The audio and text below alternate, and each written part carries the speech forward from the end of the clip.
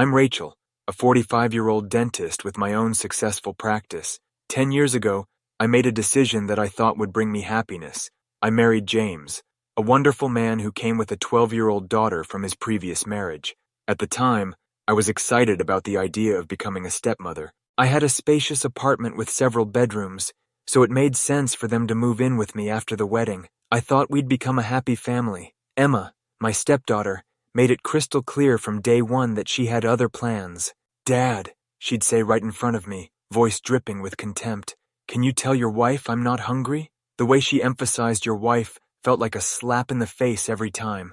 The first few months were a battlefield. Slammed doors, silent treatments, tantrums loud enough to make the neighbors look over with concern. James did his best to smooth things over, always urging me to give her time, be patient, don't push too hard.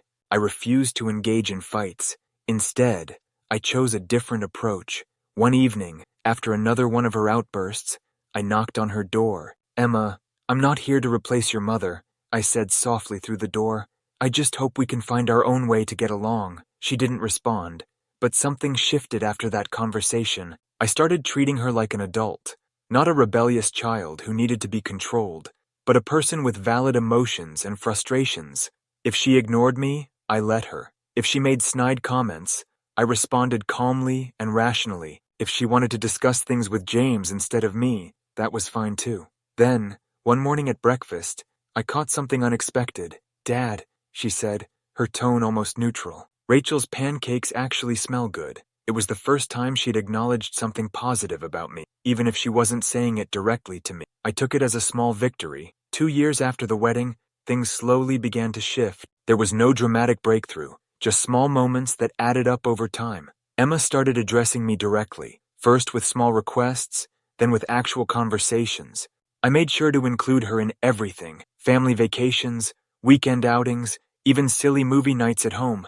One evening, she surprised me. "Rachel," she said, using my name for the first time without any malice, "can I come with you and Dad to the beach house this summer?" James and I exchanged glances, trying not to look too eager. "Of course," I said casually, as if this wasn't a huge moment for me. The biggest improvement came after Emma's mother, Linda, remarried. With a new husband to focus on, Linda stopped making the little comments that set Emma against me. The phone calls that used to end in tears and slammed doors became shorter, more casual. One evening, while Emma and I cooked dinner together, she said something that caught me off guard. "Mom's different now," she murmured, stirring the pasta sauce. "She seems happier. I guess everyone deserves a second chance at happiness, right?"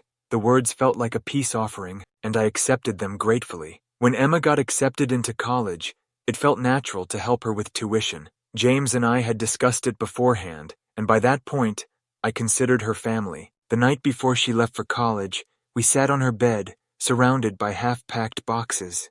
"Listen, Emma," I said, "my brother David runs a marketing firm downtown. When you graduate, if you're interested, I'll help you get a position there. It's a great place to start your career." She hugged me. A real hug, not the awkward side hugs we used to share. "Really? That would be amazing, Rachel. Thank you." During her college years, we didn't see her as often as we'd like, but that was normal. She came home for holidays, occasional weekends, whenever she wasn't buried under coursework.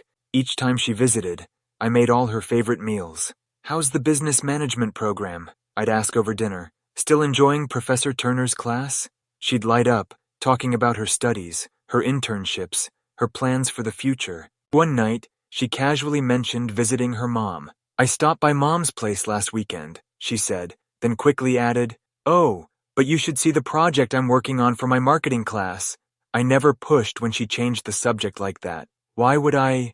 It was natural for her to spend time with her mother, and besides, James and I had settled into a comfortable rhythm during these visits.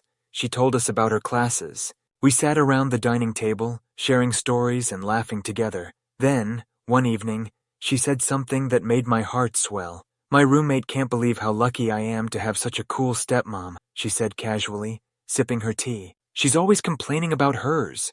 I nearly dropped the plate I was holding. Cool stepmom. The words felt like winning an Olympic medal. James squeezed my hand under the table, and I knew he was thinking the same thing. Time has a way of sneaking up on you. One day, you're helping your stepdaughter move into her college dorm, and the next thing you know, She's wearing a cap and gown, receiving her diploma. As I watched Emma walk across the stage, I felt proud, emotional, but mostly excited, because in my purse, there was a key, one that would change her life. The apartment had belonged to my grandmother. It wasn't huge, just a cozy 2-bedroom in a nice neighborhood. I had been renting it out for years, but now I had different plans for it. On the drive home, Emma chattered excitedly about her friends' post-grad plans. Sarah's moving to Chicago, and Mike got a job in Boston. It's weird how everyone's spreading out. I caught James's eye and smiled. She had no idea she wouldn't have to go anywhere. When we got home, I took a deep breath. Emma, I have something for you. I pulled the keys from my purse. She frowned, confused, taking them from my hand. What's this? An apartment, I said simply. My grandmother's old place. It's yours now. The room went silent. Emma stared at the keys, then at me, then back at the keys. James's mouth had dropped open. Are you serious? She whispered. I smiled. Completely serious. You need your own place now that you're starting your career. Maybe even a family someday. I showed her photos on my phone. It's on Cedar Street. Everything's ready for you to move in whenever you want. Emma's eyes filled with tears. She launched herself at me, wrapping her arms around my neck. Rachel, I can't believe this. Thank you. James pulled me into a tight embrace. I love you, he whispered. You're amazing. You know that. Emma was already grabbing her coat. Can I go see it right now? She asked eagerly. I laughed and gave her the address. Of course. Take your time exploring. She grinned. I think I'll stay there tonight. I want to get a feel for my new home. As I watched her leave, I felt content, happy, whole. For 10 years, I had worked to build a relationship with Emma, and now, she was finally, truly my daughter. Or at least, I thought she was, because the next day my front door burst open, and her mother stormed in like a hurricane, and everything I had built over the past decade was about to come crashing down. The door slammed against the wall with a bang, making me jump. Linda, Emma's mother, stood in the doorway, breathing like a bull ready to charge. Her perfectly manicured nails dug into the strap of her designer handbag, her face twisted in pure, unfiltered rage. How dare you! She spat, marching toward me. I barely had time to stand before she was in my face. Who the hell do you think you are? I blinked, stunned. What was happening? Linda, what are you talking about? I asked, trying to keep my voice calm. Her laugh was harsh, bitter. Oh, don't play innocent with me. She jabbed a finger at my chest. Emma told me about your little gift, an entire apartment. Really? I froze. Oh, so that was what this was about. I inherited that apartment from my grandmother, I said slowly. I wanted Emma to have a stable start in life. That's all. That's all? Linda scoffed, throwing up her hands. You think I'm stupid? You've been trying to replace me since day one. First, the expensive vacations. Then, paying for her college. And now this? She stepped closer, her voice dropping into something venomous. You think you can buy my daughter's love? The accusation hit like a punch. I felt the blood drain from my face. Linda, that's not what this is about at all.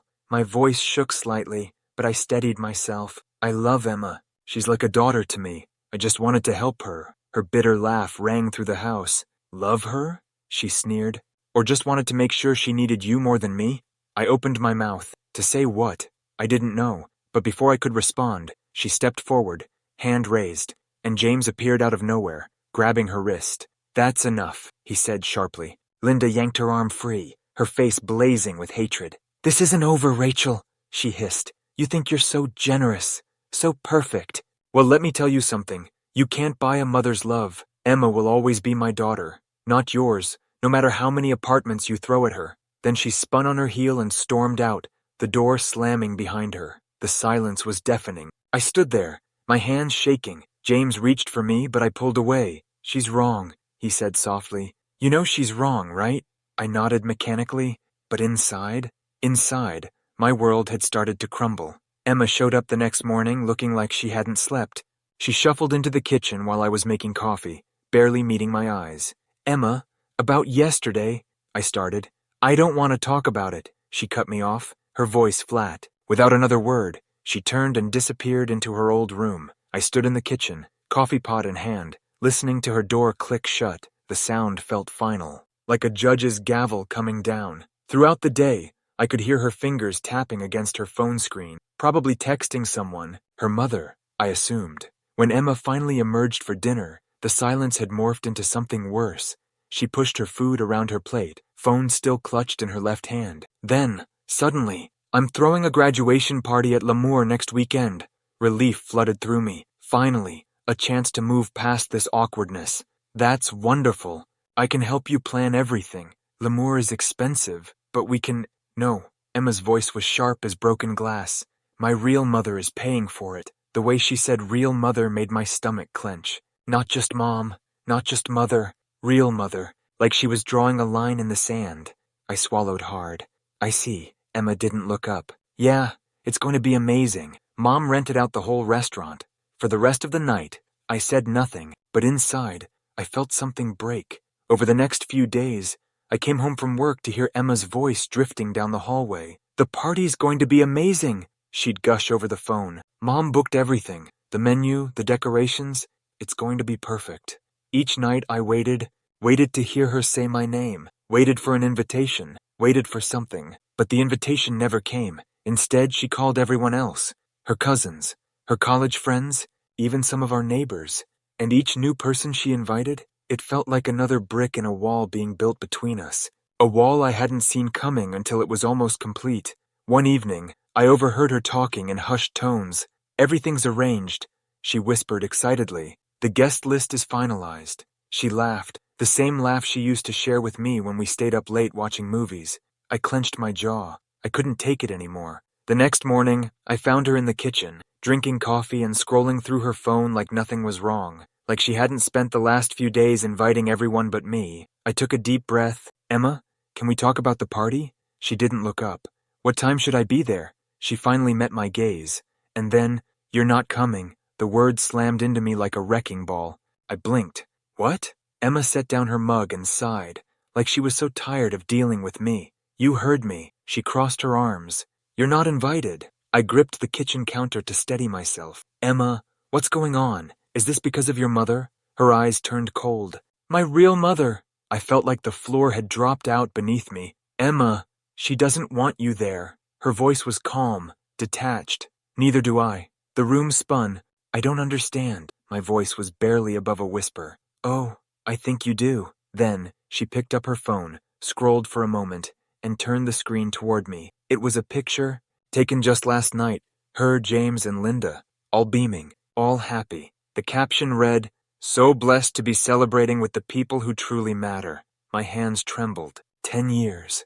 10 years of love, trust, and slow building bonds, and she had erased me in a single night. I set down my coffee cup carefully. "I see," I said quietly. Then, I turned and walked away. Because now, I finally understood. I was never meant to be part of this family, and I never really had been. The house was silent when I got home. James and Emma were at her party, the one I wasn't invited to. I stood in the doorway for a long moment, taking in the familiar space, the family pictures on the walls, the living room where we'd spent years watching movies together. It didn't feel like home anymore. Not after the way Emma had looked at me that morning. Not after I had seen that photo, Emma, James, and Linda, smiling like the perfect family. Like I had never been there at all. Like I had been erased. An hour later, I was sitting in the kitchen, staring at my cold cup of chamomile tea when my phone buzzed. It was my brother, David. I picked up. "Rachel," he said without preamble. "Are you sure about giving Emma that job at my firm?" I frowned. "What are you talking about?" "I already told you to put her application on hold until I give the final okay." There was a pause. "Yeah, well, Emma just emailed me confirming her start date. She said you already gave your approval." My blood turned to ice. "She what?" "She said you told her she had the job, that she starts next week." I stood so fast my chair scraped against the floor. Emma had lied. She had gone behind my back. Even after telling me I was nothing to her, even after excluding me from her celebration, she still thought she could take what she wanted from me. I gripped the phone tighter. "David, reject her application." He hesitated. "Rachel, reject it. I don't care what excuse you give her. She's not working for you." Silence. Then, understood. I hung up, my heart pounding. Emma had spent 10 years pretending. She had taken my love, my support, my generosity, and then she had thrown me away. But not before trying to take one last thing. I grabbed my purse, my keys, and a decision I should have made years ago. It was time to end this. By the time James and Emma got home, the locksmith had already come and gone. James tried his key first, frowning when it wouldn't turn. "Rachel?" he called, knocking lightly. I opened the door just enough to meet his eyes. Emma stood behind him, still dressed from her party, her makeup slightly smudged, a confused look on her face. "What's going on?" James asked. I held up 2 suitcases, his clothes, neatly packed and waiting. "You need to find somewhere else to live," I said calmly, his face twisted in disbelief. "Rachel, you're overreacting," Emma scoffed. "Oh my God, you're actually mad about the party? That's so pathetic." I turned to her, my voice like steel. "Emma, your job offer? It's gone. I told David to reject your application." Her smug expression vanished. "What?" she gasped. You can't do that." "I can, and I did." She took a step forward, her eyes wild with panic. "Rachel, you don't understand. I need that job." "No, Emma," I said, my voice unwavering. "What you needed was to treat me like family, and you made it clear. I'm not, so you get nothing from me." James finally snapped. "Rachel, stop this." His voice was angry now, shaken. "You're taking things too far." I looked at him, feeling nothing but clarity. I spent 10 years loving a daughter who never loved me back. I took a step back. I won't spend one more second being used. I tossed his suitcases onto the porch. "Take your things, and take your daughter with you." Emma's breath hitched. "You're actually kicking us out?" "I am," I said simply. She let out a shaky laugh, still not believing it. "You're just mad. You'll change your mind." I smiled. "No, Emma, I won't." Then I closed the door, and this time, I locked it behind them. The house felt eerily quiet after I shut the door. For 10 years, this had been a home filled with voices. Emma's laughter, or more often, her passive-aggressive sighs. James's conversations drifting from room to room, the clatter of dishes from shared meals. Now, there was nothing, just me, and for the first time in years. That was a relief. The calls started almost immediately, first from James. "Rachel, be reasonable. Where am I supposed to go? We need to talk about this. You're making a huge mistake. This is still our home." Then from Emma, "You're insane. You're actually insane. I needed that job, Rachel. Why would you do this to me? You're ruining my life. You'll regret this." Then from Linda, "You are a vile, manipulative woman. You think you won. You think Emma will choose you now? She never will." I blocked them all. 3 days later, James showed up at my office. I should have known he wouldn't leave quietly. I was in the middle of reviewing a patient file when my receptionist buzzed in. "Dr. Mitchell, there's a man here demanding to see you." Before she could finish, James pushed past her and stormed into my office. I took a slow breath, setting down my pen. "James?" My voice was calm, controlled. "Rachel," he spat, his face red with frustration. "This has gone far enough." I leaned back in my chair, folding my hands neatly in front of me. "What, exactly, has gone far enough? Throwing me out? Cutting off Emma? Locking us out of our home? What the hell is wrong with you?" I exhaled through my nose. "You stood there while your daughter excluded me from her graduation party," I said evenly. "You watched while she told me I was nothing to her. And you said nothing. She was upset. She didn't mean it." I tilted my head. "And when I told you what she said, what did you do, James?" Silence. "You told me not to go." I smiled coldly. "That was your choice. And now, this is mine." His jaw tightened. "Rachel, I love you, but you can't just erase me from your life over one fight." It wasn't one fight. My voice was sharp now, years of suppressed hurt bubbling to the surface. It was a decade of being used, a decade of trying, of giving, of loving people who never loved me back. He ran a hand through his hair, pacing. "I never asked you to do all that, but you let me." I stood, my hands flat on the desk. "You let me raise your daughter. You let me pay for her college, her vacations, her life. You let me believe I was family, James. And then, when it came time to choose," I swallowed, my throat tightening. "You chose her." He stopped pacing. I could see it. The moment the truth hit him, his guilt, his regret. But it was too late. I picked up the manila envelope from my desk and held it out to him. "You'll find the divorce papers inside." He didn't move. You really want this?" His voice was small now, almost pleading. I nodded. "Yes." He took the envelope, and without another word, he walked out. The first week was strange. I kept expecting to hear James's footsteps in the hallway, to hear Emma's voice drifting from the kitchen, but they were gone, and every day the silence felt less like loneliness and more like peace. I reclaimed my home. I took down the pictures of family vacations and replaced them with art I actually loved. I cleaned out Emma's old room and turned it into a library, a space just for me, filled with books I had always meant to read. And every morning, I made my chamomile tea and sat by the window, watching the sunrise without waiting for anyone to join me. It happened 6 months later. I was leaving the office when my phone rang, an unknown number. I hesitated, then answered. Rachel? The voice was small. Emma. I closed my eyes, steadying myself. What do you want, Emma? A long pause. Then, I didn't mean what I said. That day, about you not being family. I waited. I was angry. My mom was in my ear, and I thought if I let you love me, it meant I was betraying her. Her voice cracked. But you were good to me? You were a good mom. Tears burned behind my eyes, but I didn't let them fall. I know. Silence. Can we fix this? She asked hesitantly. I took a slow breath, and then I said the words that I never thought I'd have the strength to say. No, Emma. Her breath hitched. No? I spent 10 years loving you, and when it came time for you to love me back, you chose to walk away. I paused, letting the words settle. So now, I'm doing the same. Another long silence. Goodbye, Emma. Then, for the final time, I hung up. That night, I stood on my balcony, sipping my tea, feeling the cool air against my skin. For the first time in years, I felt weightless. No more waiting for acceptance that would never come. No more trying to fit into a family that never truly saw me. I had let them go. And the most beautiful part? I didn't miss them, because I was finally, gloriously free. Story 2. Life wasn't perfect, but it wasn't terrible either. Not until Mom died. I was 12 when the breast cancer took her. It was like someone ripped my heart out and stomped on it. She was the one who held everything together, you know?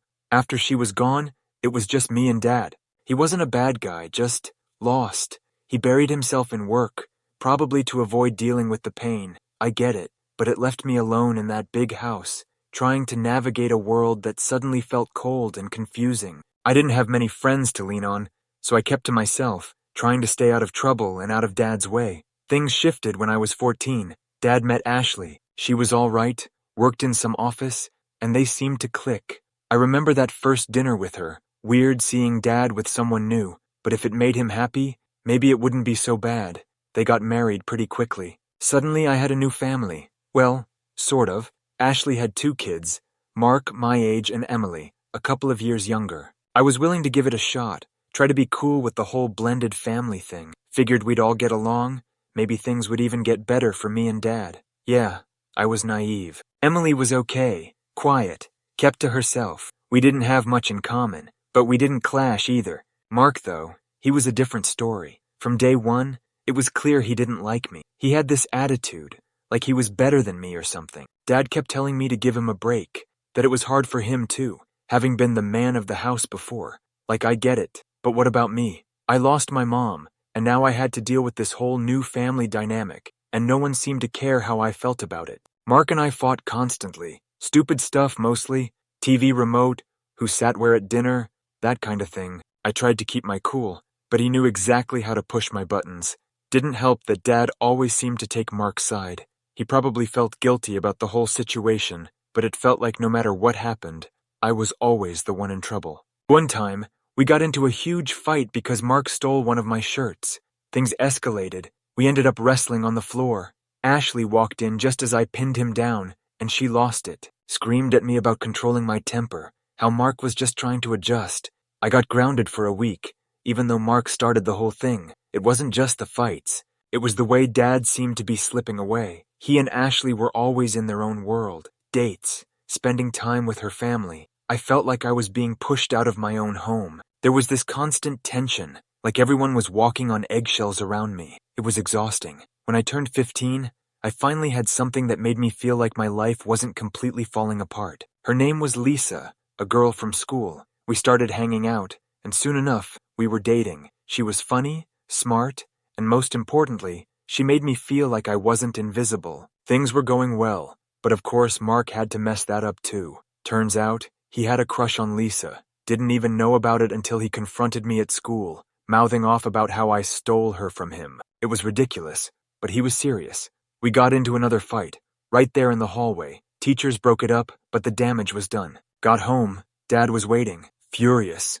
Mark had already spun the whole story, making me out to be the instigator. Again, grounded again. It felt like a final straw. I was angry, frustrated, and just plain tired of trying to fit into a family that didn't seem to want me around. The more time passed, the more isolated I felt. My relationship with Lisa started to get strained too. She didn't understand why I was always in trouble, and I couldn't explain it. How do you tell someone your own family seems to be against you, and it's not even your fault? We were still dating, but it wasn't the same. It was like I couldn't catch a break. Looking back, it's easy to see that everything was building towards something bigger, but I didn't see it then. I was just a kid trying to survive each day, hoping tomorrow would be better. 16. Life already felt unbearable. The constant fights with Mark, being ignored by Dad, the whole situation with Lisa starting to crumble. It was a mess, but nothing could have prepared me for what happened next. It was a normal evening. Lisa was over. We were watching some dumb TV show in my room. It was nice having her around, even if things weren't as easy as they used to be. Suddenly, we hear this yelling from down the hall. Ashley, screaming my name at the top of her lungs. Lisa and I exchanged a look. This cold chill ran down my spine, you know? Like when you just know something bad is about to go down. We rushed out of my room, followed the yelling, and found Ashley standing in my doorway, holding up a bunch of clothes. At first, I was confused. Then I saw what she had, a handful of Emily's underwear. I froze. I'd never seen those before in my life. No idea how they ended up in my room. I tried to explain. I really did, but it was like talking to a brick wall. Ashley wasn't hearing it. And to make matters worse, Mark showed up, this smug look on his face. Before I could even get a word out, he starts piling on. I always catch him staring at Emily, he says, all innocent-like. It's creepy. I've heard him say weird things about her too, like he wants to marry her or something. I couldn't believe it. He was lying, straight to everyone's face. And the worst part? They were all eating it up. Even Lisa, the one person I thought had my back. She looked at me with disgust, slapped me across the face, and stormed out without even letting me explain. I was crushed. The person I cared about most thought I was some kind of pervert. Dad came home in the middle of all this chaos. I thought maybe, just maybe, he would believe me. But when Ashley told him what was going on, and Mark backed her up with his lies, Dad didn't even hesitate. He grabbed me by the arm, yanked me out of the house, and threw me onto the front lawn like I was trash. I'll never forget the look in his eyes. It wasn't just anger, it was disgust, like he didn't even know me, like I wasn't his son anymore. He called me every name in the book, accused me of things I didn't do, said I wasn't welcome in his house if I was going to be a danger to his family, said I was lucky he didn't call the cops. That's when it hit me. I was completely on my own. I remember pleading with him, trying to explain that this was all some sick setup by Mark, but he wasn't hearing any of it. He just stood there, glaring at me like I was nothing. Then he shut the door in my face. I was left standing there, dazed, not knowing what to do. Where was I supposed to go? I didn't have any friends I could stay with. My grandparents wouldn't help. Dad had probably already called them with his version of the story. Mom's parents were gone. I was completely alone, so I did the only thing I could think of. I sat down on the front porch, hoping, praying that maybe they'd change their minds, that someone would come out and listen to me, but no one did. I sat there for what felt like hours, banging on the door, crying, begging them to let me back in, but the house stayed dark and silent. It was like I didn't exist anymore. Eventually, I gave up. It was getting late, and the air was getting cold. I had no money, no phone, nothing but the clothes on my back. I started walking, not really knowing where I was going or what I was going to do. My head was spinning. How could my life go from bad to worse in a matter of hours? It didn't feel real. I wandered around for a while, just trying to figure things out. My mind was racing. Lisa dumping me, Mark's lies, Dad throwing me out. It was like the walls were closing in. I found an old park a few miles away and sat down on one of the benches. I was exhausted, physically and mentally. I couldn't think straight. I just kept replaying the whole scene in my head. Why didn't anyone believe me? How could they just throw me out like that? I spent the night there, in that park. I don't know how I managed to fall asleep, but I must have, because the next thing I knew, the sun was coming up, and I was still sitting on that bench. My whole body ached, and my mind was a mess. I didn't have a plan, but I knew I couldn't just sit there forever. Looking back, that night was one of the lowest points of my life. 16 years old, nowhere to go, no one to turn to. But I wasn't ready to give up. Not yet. That morning I made a decision. I wasn't going to let what happened to me define the rest of my life. I didn't know how I was going to do it, but I was going to survive. After that night in the park, things didn't magically get better, but I was determined. I had no idea what I was doing, but I knew I had to keep moving. I spent the next few days wandering, trying to figure out what to do with myself. No real options, no family, no friends, no place to stay, barely had anything to my name, but I couldn't give up.